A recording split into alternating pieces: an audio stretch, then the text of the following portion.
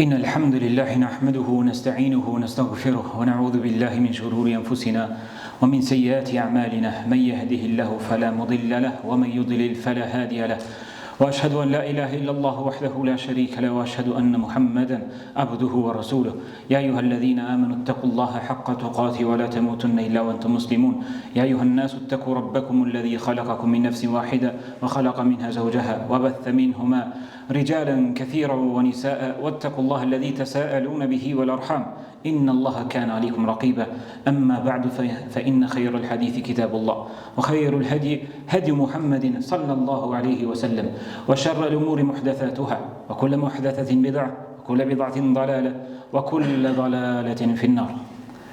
Allah në falenderojmë dhe vetëm prej Tij ndihmë dhe falje kërkojmë. Kërkojmë mbrojtjen e Allahut dhe strehim tek Ai kundrejt ligësive të gjunaheve tona dhe kundrejt shpirtit tonë të prirë për të keqe. Atë që Allah i lartësuar ozon në rrugën e drejtë, askush tjetër përveç Tij nuk mund ta çon në humbje, ndërsa atë që lën në humbje dhe devijim, askush tjetër përveç Tij nuk mund ta ozon në rrugën e drejtë. Dëshmojmë dhe deklarojmë që nuk meriton të adhurohet askush tjetër me të drejtë, përveç Allahut të vetmit të paortak dhe se Muhamedi është rob dhe i dërguar i Tij dhe vula e të gjithë pejgamberëve.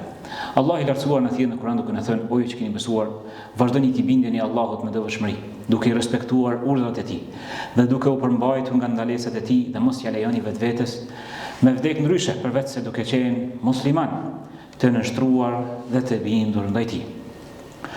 Vazhdim dashëm, Allah i lartësuar na ka këshilluar në librin e Tij fisnik në shumë vende. Dhe pejgamberi jon sallallahu alaihi wasallam ato këshilla i ka zbatuar dhe jo ka mësuar shokëve të tij.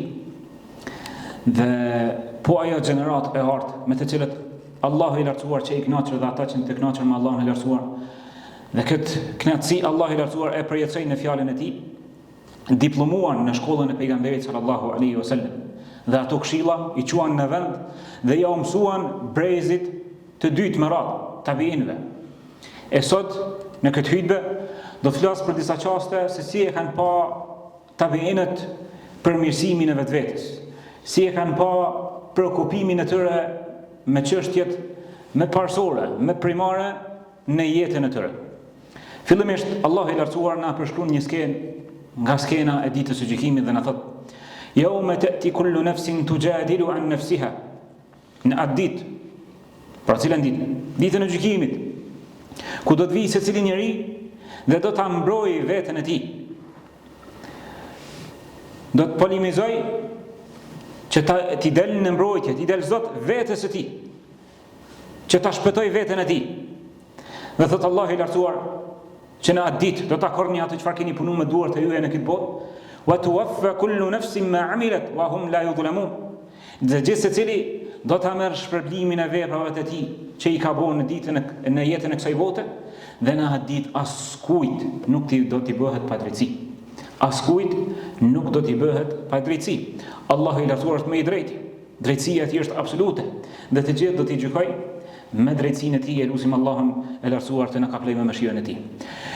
Kur njeriu orvatet dhe përpjeket se qysh mi rregullu veten e tij, qysh me bo vepra të mira, që mi marrë shpërblimin në këtyre veprave të mira në ditën e gjykimit, duhet ta merr si moto, si slogan të jetës së tij hadithin e pejgamberit sallallahu alaihi wasallam i cili thot: "Ihris ala ma yanfa'uk."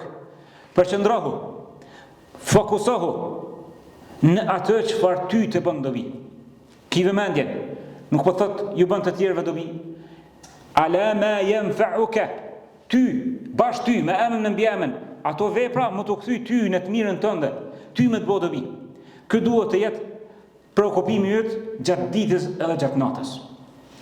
Gjithë secili prej nesh kemi ëndra dhe kemi projekte dhe kemi dëshira dhe shpresojmë që të përmirësohet ummeti, e shpresojmë fitore madhështore për ummetin ton. Mirë, po në fund të fundit, nëse ne neglizhojmë veten tonë, nëse ne nuk i rrijmë gati vetes tonë që ta përmirësojmë fetarin tonë, devotshmërinë tonë, ato fjalë më shumë i ngjasojnë fjalëve boshe, mos të them gënjeshtrave, se sa dëshirave të vërteta. Pejgamberi jon sallallahu alaihi wasallam po na thot në këtë hadith që gjatë ditës e gjatë natës, preokupimi yt në veprat e mira duhet të jetë të fokusohesh në ato punë çka ty të kryejnë dobi, çka ty të bojnë dobi në këtë botë dhe në botën tjetër. Për shkak këtë hadith, për arsye vllazën se në ditën e sotit besimtari qysh në sabah kur i çet syt, e deri kur vjen në xhum, telefonin që nuk e hek nga dora, mirret me çdo gjë, përveç me veten e tij nuk mirret. Merret me analiza, me politik, e me lajme, prej skajit të botës në skajin tjetër, vetëm vetes së tij nuk i kushton vëmendje. Ndërkohë që pejgamberi sallallahu alaihi wasallam po na tregon që rruga e përmirësimit, rruga e shpëtimit është që të fokusohesh në atë çfarë ty të bën dobi. Në hadithin tjetër thot pejgamberi sallallahu alaihi wasallam, për islamit të mirë, për fetarisë së mirë, së një personi është që të heq dorë nga gjërat çfarë nuk i hinë në punë, të heq dorë, të braktis gjërat çfarë nuk i duhen, as në këtë botë, as në botën tjetër. Wallahi vllazë, nëse ne e shikojmë shqetësimin tonë brenda 24 orëve dhe e shohim me sa punë, jo sekondare, terciare, dorës së diet, merremi e nuk merremi me ato çfarë neve kam na pyet Allahu i lartësuar, është për keqardhje, është për me kajt në Zot. Qysh gjejmë kohë më marr me qoshet e botës, me analizat e ndryshme të popujve të ndryshëm, ndërkohë që analizat e meditimet, e rezultatet, e studimet për veten tonë, për familjen tonë, i largojmë prej mandve. As nuk e kena prioritet që ta përmirësojmë fetarin tonë. Ja tash Ramazani edhe një muaj. Ai ki mësu shkronjat e Kuranit. Ai e bo gati që mi lexu fjalën e Zotit, nëse se lexon arabisht, që ta lexosh përkthimin e komentimit të fjalës së Zotit në gjuhën tënde, në gjuhën shqipe, në atë gjuhë që ti e kupton. Nuk ki asnjë justifikim. Mirë po neve na vjen Ramazani, e del Ramazani dhe na gjen qysh na kalon pa asnjë përmirësim. Dhe krejt kjo për shkak se gjejmë kohë më marr me punët e hallkit, me punët e të tjerëve dhe nuk merremi me punët tona. E për mi kuptu këta, besimtari duhet ta lexojë Kuranin me vëmendje dhe të reflektoj, nga se Allahu i lartësuar i ka përshkruar besimtarët të cilët thojnë: "Idha sami'u lahu a'radu anhu", kur dëgjojnë fjalë boshe, kur dëgjojnë analizat e debateve televizive, të cilat i kemi çdo natë në shtëpitë tona, a'radu anhu, ja kthejnë shpinën, e mshelin televizionin. Wa qalu lana a'maluna, dhe ne i kemi punën tona, dhe ne do të fokusohemi në atë çfarë neve na bën dobi. Ndërsa ata i kanë punët e tyre, dhe çdo secili do ta gjejë në peshorën e tij në ditën e gjykimit atë çfarë ka punuar dhe ka mbjellur në jetën e kësaj bote. Allahu i lartësuar na thot: "Kullu nafsin bima kasabat rahina", gjithë secili prej nesh, gjithë secili njeri është peng i veprave të tij. "Wal tanzur nafsun ma qaddamat li ghadin wattaqullah", le të shikojë gjithë secili prej nesh çfarë ka përgatitur, çfarë ka bogati prej veprave për ditën e gjykimit, e le t'ja ketë frikën Allahut të lartësuar. Thot pejgamberi sallallahu alaihi wasallam: "Kullu an-nasi yaghdu fa bai'un nafsuhu fa mu'tiquha aw mubiquha", çdo njeri kur dal në mëngjes e shet veten e tij, ose e çrobron, e liron nga robëria e dunjas, ose e shkatron pas ndjekjes së epsheve. E vllazën, këto të gjitha ajetet dhe hadithe, dietarët në krye të tyre tabiinët i kanë përkthy dhe na kanë treguar se çysh duhet të kuptohen më së drejti. Për këtyre dietarëve, për këtyre tabiinëve, Allahu i pasmëshiru e i gradoft me gradë të larta në xhenet, është zotriu i tabiinëve Sa'id ibn Musayyib. Dëgjoni çfarë thotë. Thotë kë tabiin kënzënës i sahabeve, thotë ai që kujdeset për 5 kohët e namazit me xhamat, ai e ka mbushur tokën dhe detin me adhurime. Pa që më tregu ty se çka duhesh më preokupu dhe çka duhesh më fokusu në atë çfarë të bën dobi në ditën e gjykimit, po tregon dhe po thot ai që kujdeset për 5 kohët e namazit, për obligativet, farzet, që ti fal me xhamat, ti fal në xhami, e ka mbushur tokën e qiellin e detin me adhurim. Nga se ne vllazën zakonisht kur i kujtojmë jetën e selefit, sahabeve, tabiinëve, zakonisht i përmendim bëmat e tyre në adhurimet nafile. Ka agjëru kaq ditë nafile, është falur kaq gat natën, ka bu kaq hatme. Edhe pse ato i kanë pasur, mirë po vjen ky tabein me tregu që vepra më e dashur tek Allahu i lartësuar janë farzet. Andaj pyetja parë që duhesh t'ia bësh vetvetes dhe unë vetvetes, e ti vetvetes, e në familjen tënde është si qëndrojmë ne me farzet e Allahut të lartësuar. Këto janë çështjet e para me të cilat Allahu i lartësuar do të na pyet. Nuk do të na merr në llogari as për filan partinë, as për filan ekipin, as për filan firmën e biznesit. Do të na merr në llogari Allahu i lartësuar. Qysh e ki kalu jetën në lidhje me farzet e cilat i kom bë obligim, çdo 5 kohë të namazit, për të cilat ta kom dhënë një jetë, ti kom dhënë 24 orë brenda ditës edhe natës. Çka do më thon Allahu të lartësuar kur të pyet në ditën e gjykimit, o robi, a nuk kom begatu me shëndet, me shikim, me dëgjim, me ecje, me dur, me familje, me pasuri? Pse nuk je fal për mua një gjysore në ditë? E këtë gjysore është përndaja me në 24 orëve, janë 5 kohë të namazit. Këtë përgjigje përgatitu se Allah e lartësuar do të pyes. Nëse ki përgjigje, atëherë rrish lirë. Pastaj, ky tabiin na tregon edhe një këshill tjetër, se me çfarë duhet të shqetësohemi krahas farzeve. Thot aslih qalbak walbas ma shi't. Kur e pyesin për një person i cili ishte veshur bukur, dhe s'ka asgjë të keqe të veshësh bukur. Mirë po e pyesin për një person i cili ishte veshur me disa rroba të mira. Thot e gjithë brenga ime, e gjithë fokusi jam dhe preokupimi jam është përmirësoje e zemrën tënde, pastaj vesh çfarë të duash. Këtë apo ndër me na tregu neve që besimtari duhet ta ketë preokupim për mirësimin e zemrës së tij.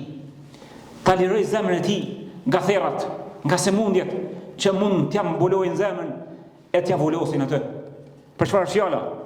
Ta shërosh zemrën tënde nga hasedi, nga zilia, për të mirat që Allahu i lartësuar ja u ka dhënë të tjerëve. Lutë Allahun e lartësuar që ty të begatoj, po mos t'ja dëshiro që të tjerëve t'u largohen ato të mira. Lutë Allahun e lartësuar që edhe ata t'i gëzojnë, po edhe ti t'i gëzosh. Ta shërosh zemrën tënde nga vetpëlqimi, mos ty vetja në qef. Ta shërosh zemrën tënde nga mendjematësia, që mos ecësh në tokë si arrogant, si kur tiran, si kur rebel ndaj të krijesave të Allahut të lartësuar. Mirë po të ndjesh keqardhje dhe dëmshëri për ta dhe ta lutësh Allahun e lartësuar për udhëzimin e tyre. Këtë thënie, ky tabiin e ka marrë nga fjala e Allahut të lartësuar, ku thot: "Wa libasu taqwa dhalika khair." Rroba e devotshmërisë, petku i devotshmërisë, kjo është më e mira. Kjo është ajo më e mira e devotshmëria, ka thënë pejgamberi sallallahu alaihi wasallam, "At-taqwa ha huna." Devotshmëria është në zemra, ndërsa veprat dhe gjymtyrët janë ato që e vërtetojnë apo e përgënjeshtrojnë atë. Pastaj e kemi një dietar tjetër, i cili për mi arrit dhe me qenë besimtari i kujdesshëm për farzët e tij, me qenë i kujdesshëm për zemrën e tij, e ka marrë një letër e ky dietar. Ky tabiin nuk është i panjohur për neve. Mirë po, vepra e tij, mbasi kjo vepër nuk është e njohur. Sufjan al-Thauri, ky kolos i madh i hadithit, e ka marrë një copë letër dhe e ka shënuar: "O Sufjan, kujtoje qëndrimin tënd para Allahut të lartësuar në ditën e gjykimit." Dhe kohë pas kohe ja ka kujtuar vetvetes qëndrimin e tij para Allahut të lartësuar në ditën e gjykimit. Ku është dobia e këtij përkujtimi që duhet t'ja bëjmë ne vetvetes? E nuk është të thonë që mi pasni një letër. Mirë po telefonin që e ke, mund ta bësh reminder që të kujtohet çdo javë, nëse s'mundesh mi bë çdo orë apo çdo ditë, se po aku shkruaj atë që të përkujtohet çdo javë. Kujtoje qëndrimin tënd para Allahut të lartësuar kur do të merr në llogari. Pse ka rëndësi kjo? Nga se nëse gjendesh në gjunahe, kërkon falje dhe pendohesh tek Allahu i lartësuar, ai që pendohet nga gjunat është sikur sa ai që nuk ka bërë gjunahe. E nëse je në begati, e falenderojnë Allahun e lartësuar dhe ti shton Allahu i lartësuar edhe më shumë. Dhe kjo është e dobia e kësaj thënie madhështore e këtij dietarit të madh. Po ashtu një pithanjeve tjera prej njërit prej selefit, prej tabeinëve, është Muhammed ibn al-Munkadir. Thot një net prej netve më tregu që pas kryerjes së farzave, namazet, që është prej veprave më të rëndësishme që njeriu duhet të jetë i kujdesshëm, pastaj përmirësimit të zemrës, pastaj kujtimit të qëndrimit të tij para Allahut të lartësuar, vjen ky dietar tjetër më na treguar edhe një vepër tjetër madhështore që duhet jemi të kujdesshëm. Dhe na thot Thot një net për netve, u ngrit vllau im Omeri që të falej natën. Ndërkohë që une po janë gjeshja këmbët nënës time. Çfarë ka bo? I ka shërby nënës së tij. Dhe thot, për neve me na e rregullu peshore matjen e veprave të mira, vllau i tij është falë të natën. Ka qëndru para Allahut të lartësuar duke lexuar fjalën e Zotit, duke bërë tasbih, duke lutur, duke madhruar Allahun e lartësuar. Ndërsa ky ka nejt në hizmet ndaj prindrit të tij. Po përmend nënën, po njëjtë është edhe baba. Duke i bërë hizmet prindrit të tij. Dhe thot ky dietar i madh, me na tregon neve se çka duhet t'i kushtojmë rëndësi. Thot, nuk është më e dashur për mua vepra e Omerit se sa vepra ime që kam nejt duke janë nxeshur këmbët nënës time. Pra më shumë e vlerësoj këtë vepër tek Allahu i lartësuar dhe shpresoj që do ta gjej shpërblimin e saj, se sa me qëndru në namaz para Allahut të lartësuar duke u fal natën. Ky është vllazën fikhu i drejtë, kuptimi i drejtë i fesë. Andaj dëgjoj fjalën e pejgamberit sallallahu alaihi wasallam i cili po thotë: fokusohu, përqendrohu në atë çfarë ty të bën dobi. Aqulu qawli hadha wastaghfirullaha li wa lakum fastaghfiruhu innahu al-ghafurur rahim.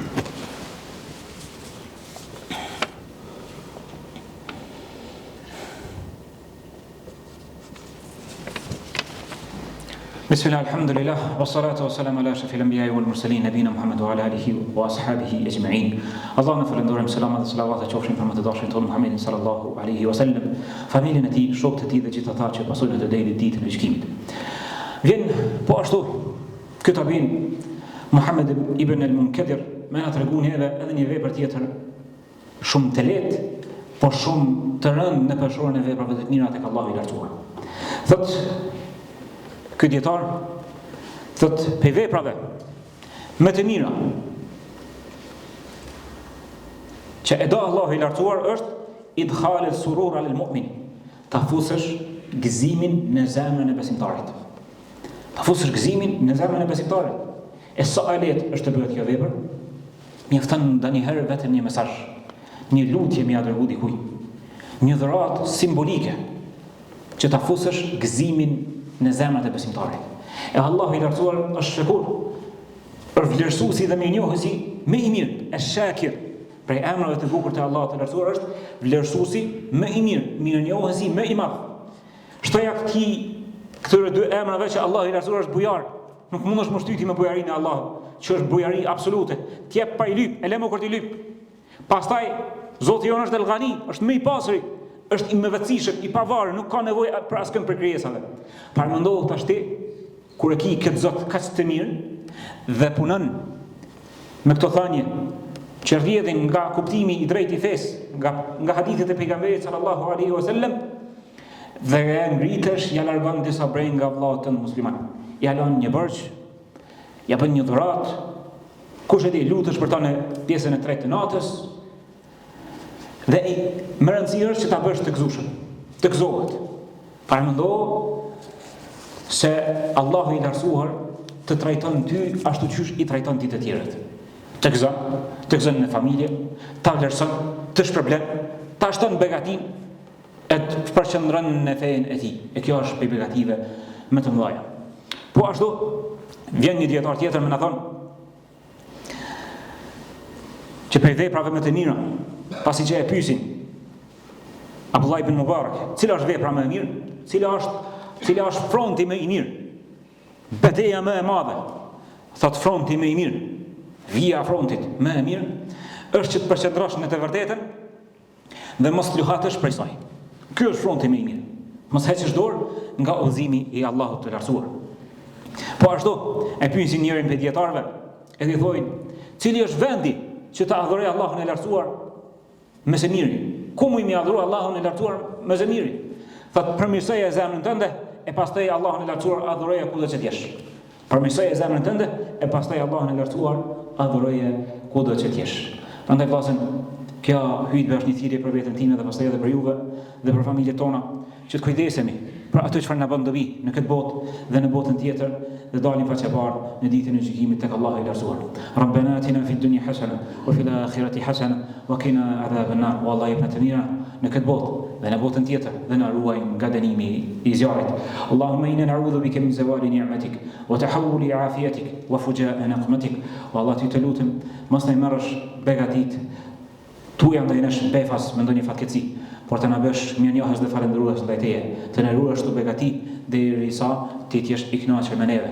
O Allah, forcojna zemrat tona në fenë tënde. Ripërtrije imanin ton. Na mundëso që ta shijojmë ëmbëlsinë e imanit. Na mundëso që ta presim Ramazanin dhe ta ngjallim atë me adhurimin.